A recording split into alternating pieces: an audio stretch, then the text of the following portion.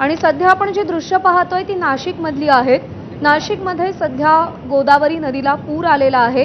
जे लोक अडकून पडले होते त्या लोकांना वाचवण्यासाठी सध्या हेलिकॉप्टर पोहोचलेला आहे। 13 मासेमारांना पाण्याबाहेर काढण्यासाठी शर्थीचे प्रयत्न सध्या केले जात आहेत। 12 तासाहून अधिक काळ उलटून गेलाय हे रेस्क्यू ऑपरेशन सुरू होऊन। अग्निशमन दल आणि एसडीआरएफचे जवान सध्या सज्ज आहेत आणि आता मदत कार्याला पुन्हा एकदा सुरुवात झाली आहे। हेलिकॉप्टर तिथे पोहोचलेला आहे। हॅलो, आवाज येतोय का? धुळ्याहून एसडीआरएफची टीम तिथे पोहोचली आणि हे बचाव कार्य, हे मदत कार्य पुन्हा एकदा सुरू करण्यात आले आणि जसं आपण दृश्यांमध्ये पाहिलं की हेलिकॉप्टर सुद्धा पोहोचलेला आहे। 13 मासेमार आहेत। पाण्याचा अंदाज न आल्याने ते त्या पाण्यामध्ये अडकून पडलेत। 12 तासापेक्षा अधिक काळ होऊन गेलेला आहे त्यांना त्या ठिकाणी अडकून आणि त्यांना वाचवण्यासाठी आता शर्थीचे प्रयत्न पुन्हा एकदा सुरू करण्यात आलेले आहेत। अग्निशमन आणि एसडीआरएफचे जवान तिथे पोहोचलेलेच आहेत, पण आता हेलिकॉप्टर देखील तिकडे पोहोचलेला आहे आणि आता त्या मासेमारांना, मच्छीमारांना बाहेर काढण्यासाठीचे प्रयत्न सुरू आहेत। मुकुल कुलकर्णी आपल्याला अधिक अपडेट देतील। मुकुल, हे रेस्क्यू ऑपरेशन कसं सुरू आहे, कोणत्या टप्प्यात सुरू आहे? प्रज्ञा, आपण दृश्यांमध्ये बघतो आहे लष्कराचं हेलिकॉप्टर इथे आलेलं आहे आणि समोर जे 12 ते 13 मच्छीमार कालपासून अडकलेले होते, साधारणतः 13 ते 14 तास झालेले आहे हे तिथेच अडकलेले होते। मात्र आता त्यांना तिथून बाहेर काढण्याचे प्रयत्न हे सुरू झालेले आहेत। एसडीआरएफची टीम इथे आलेली होती, स्थानिक बचाव पथक इथे आलेले होते, आपत्ती व्यवस्थापनाचे लोक इथे आलेले होते।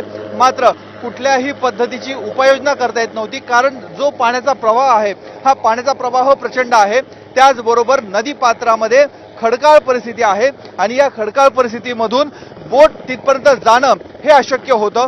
त्यामुळे एसडीआरएफची टीम आलेली असूनही त्यांना थांबावं लागलेलं होतं।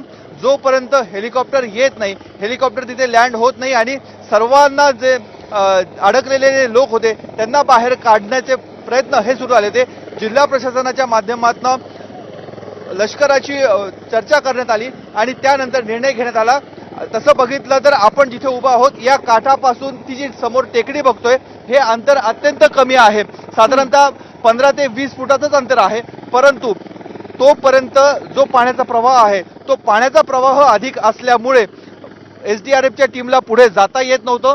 त्यांनी इथे बोट देखील आणलेल्या होत्या, मात्र या खडकाळ नदीपात्रामधनं बोट तिथपर्यंत जाणार कशी हा प्रश्न प्रामुख्याने उपस्थित झालेला होता आणि म्हणूनच एसडीआरएफची टीम ही थांबलेली होती। लष्कराशी ज्यावेळेस चर्चा झाली त्यानंतर हेलिकॉप्टर पाठवण्यात आलेले आहे आणि आपण आता दृश्यांमध्ये बघतोय हेलिकॉप्टर त्या ठिकाणी टेकडीवर लँड होते आणि हे जे सर्व मच्छीमार तिथे कालपासून अडकलेले होते, साधारणतः 15 तास झालेले आहेत, आता त्यांना तिथून हलवण्यात येणार आहे। तत्पूर्वी सकाळपासून या सर्वांची खाण्यापिण्याची व्यवस्था स्थानिक प्रशासनाच्या माध्यमातून करण्यात आलेली होती। त्यांना खाण्यापिण्याचे साहित्य त्यांच्यापर्यंत पोहोचवण्यात आलेलं होतं, परंतु दोर टाकून म्हणा किंवा होडीच्या साह्याने त्यांना इकडच्या बाजूला आणणं हे अशक्य होतं आणि म्हणूनच आता लष्कराच्या हेलिकॉप्टरला पाचारण करण्यात आलेलं आहे। बरोबर आहे मुकुल, आपण पाहतोय की पाण्याचा प्रवाह किती वेगवान आहे। अशा पद्धतीत, अशा प्रकारच्या प्रवाहात दोरी टाकून त्या सगळ्या मच्छीमारांना या किनाऱ्यावर आणणं जिकिरीचं होतं। आपण सध्या पाहतोय जसं मुकुल तुम्ही सांगितलं की खडकाळ भागही बराच आहे नदीमध्ये आणि त्यामुळे हेलिकॉप्टरचं लँडिंग सध्या क्रुशियल झालं।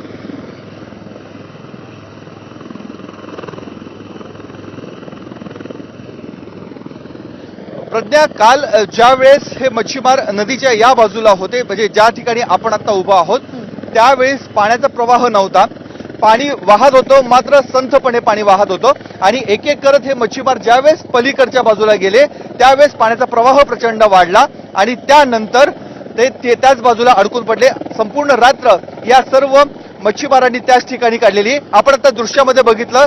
4 ते 5 जण आता हेलिकॉप्टरमध्ये गेलेले आहेत।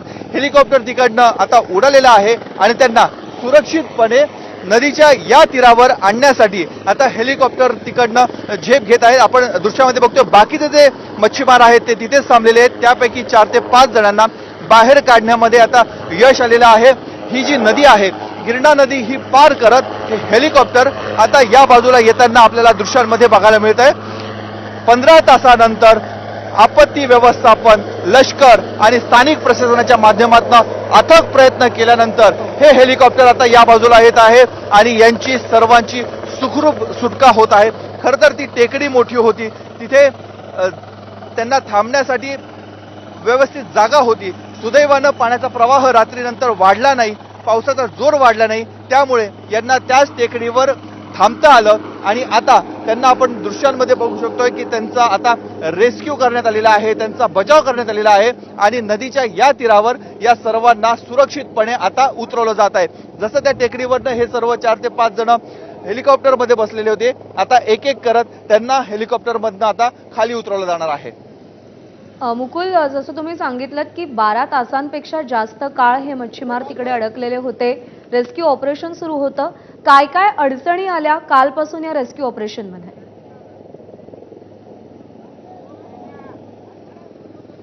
प्रज्ञा, सर्वात प्रमुख अडचण ही एकच होती की या सर्व लोकांना तिकडनं इकडे आणायचं कसं. जाताना ज्यावेळेस हे गेले त्यावेळेस पाण्याचा प्रवाह हा कमी होता, मात्र ज्या वेळेस हे लोक सर्व तिथे अडकलेले होते त्यानंतर तिथपर्यंत जाणं हे महत्वाचं जिकिरीचं होतं. ही माहिती प्रशासनाला थोडी उशिरा कळाली आणि ज्यावेळेस ही माहिती कळाली त्यानंतर ह्या सर्व लोकांना रात्रीच्या अंधारामध्ये तिकडनं हलवणं हे देखील अवघड झालेलं होतं. सकाळची वाट सर्व आपत्ती व्यवस्थापन SDRFची टीम ही बघत होती. धुळ्याहून SDRFची टीम इथे आलेली होती आणि त्यानंतर इथे आणायचं तर प्रमुख अडचण पाण्याचा प्रवाह होता. आपण बघितलं मागच्याच काही दिवसापूर्वी अहमदनगर जिल्ह्यामध्ये SDRFची टीम गेलेली होती आणि एक दुर्घटना घडलेली होती. त्यामुळे SDRFची टीम देखील पूर्णपणे खातरजमा केल्याशिवाय पुढे जात नव्हती आणि आता ह्या सर्वांचं रेस्क्यू करण्यात आलेलं आहे. यांना आता पोलिसांच्या सोबत त्यांना ठेवण्यात आलेलं आहे आणि हे सर्व आपण जर या बाजूला बघितले लोक, एका बाजूला हेलिकॉप्टर आहे आणि दुसऱ्या बाजूला हेलिकॉप्टरमधनं जे उतरलेले होते या सर्वांचे आता इथे नाव लिहून घेतलं जात आहे.